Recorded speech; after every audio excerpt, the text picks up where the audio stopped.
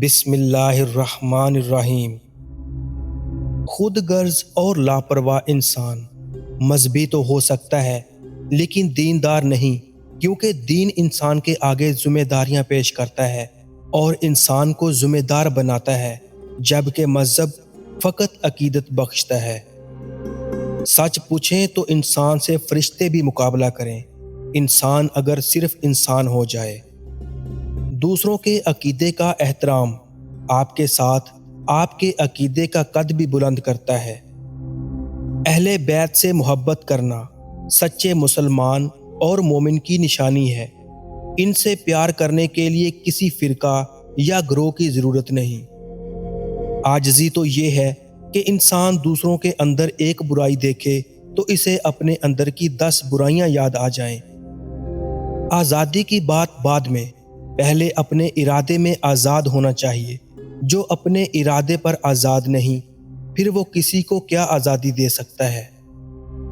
عبادات اگر زندگی میں اثر نہیں ڈال رہی تو عبادت پر فخر کرنے کی بجائے اپنی منافقت پر شرمندہ ہونا چاہیے۔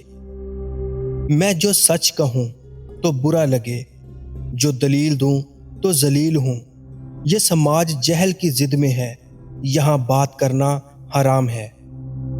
قرآن تعلیمات کو جاننے کے لیے ضروری ہے۔ قرآن کو سمجھ کر پڑھا جائے۔ قرآن ہر ایک مسلمان کی بے سمجھ زندگی کو غلط کہتا ہے۔ تحقیق، دلیل اور کتابوں کا مطالعہ کیجیے، زندگی آسان ہو جائے گی، جا بجا سجدے نہیں کرنے پڑیں گے، اور یہی چیز قربت الہی کا سبب بنے گی۔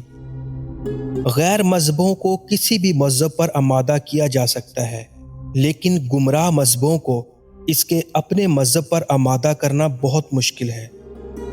ہر وہ نظام شیطانی ہے جو تمام انسانوں کے مفادات کی بجائے صرف ایک خاص طبقے کے مفادات کا تحفظ کرے۔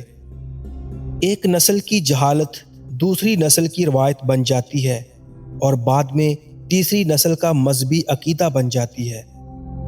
ہماری ناکامی اس لیے ہے کہ ہم قرآن بغیر سمجھے پڑھتے ہیں اور حکم دوسری کتابوں کا مانتے ہیں، اور ذہن میں یہ ہے کہ ہم مسلمان ہیں اور خدا ہم سے خوش ہے۔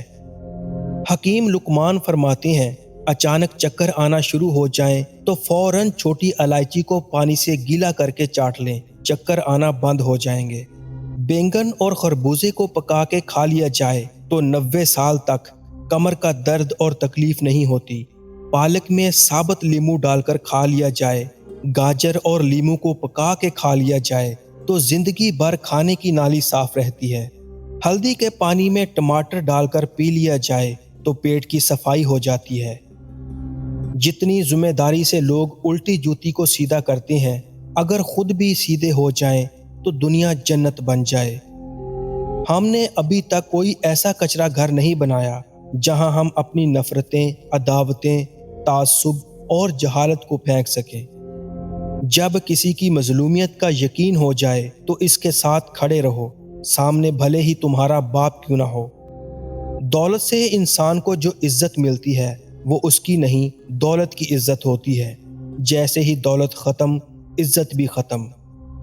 قبرستان میں جتنی احتیاط سے قدم رکھ کر چلتے ہو، اتنی احتیاط زندوں کی بھی کر لیا کریں۔